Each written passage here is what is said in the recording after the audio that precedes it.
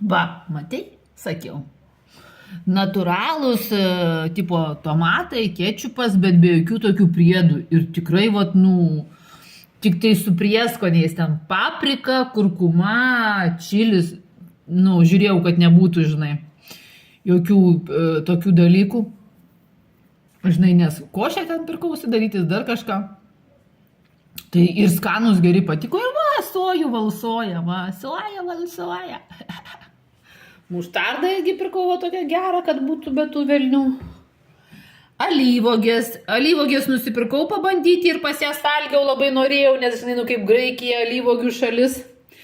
Bet, ir pirkau tokį mažiuką per daug druskos. Man, tai va, verdant, žinai, kažkokią košę darant, sunaudosiu, bet taip nesunaudosiu, nes, taip daugiau nepirksiu, nes per sūrios, bet va, per visą laiką sunaudosiu.